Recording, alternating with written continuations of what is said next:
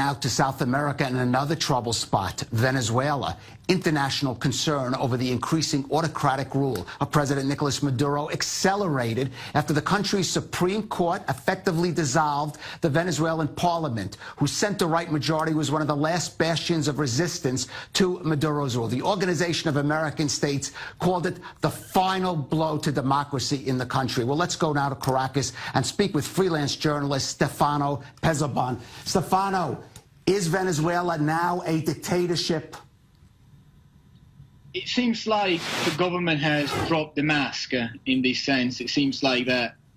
What is a democracy? Democracy is where power is divided into the three branches of a state. And in this case, two branches of one state, the executive and the Supreme Court, joined to kick the third power, the legislature, out.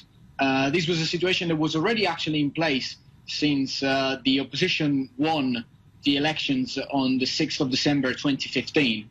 But now the last sentence from the Supreme Court officially recognizes the complete lack of power of the parliament and of the National Assembly, who are the member of parliament elected by the people. There are protests in Caracas demanding that the protesters are recognizing that they elected members of parliament. They didn't elect the Supreme Court. Stefano, Maduro's patron and predecessor, Hugo Chavez, an autocrat, but he had majority support. How much support in the public does Maduro actually have? Very little, extremely little.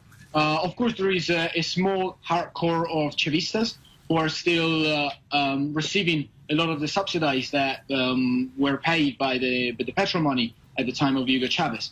But Maduro has been unlucky in the sense that the price of oil has dropped so much, and we have to remember that 95% of extra currency, foreign currencies coming to Venezuela, is related to the oil business. So Maduro is currently without any money and cannot give the money away into populist measures. We're talking about 70–80% of Venezuelans against his government because he has failed to take actions against the drop of the oil price. Very briefly, yes or no, should the international community intervene in Venezuela? It seems inevitable. When in 1992 Peru went follow the path of a dictatorship, it was the international community and especially other Latin American countries that managed to calm the situation and resolve diplomatically the crisis. At that time, it was called the Fujimorazo in 1992. And it seems like the current opposition here in Venezuela... Stefano Pozzebon, that's all the time we have for now with you, but thank you so much.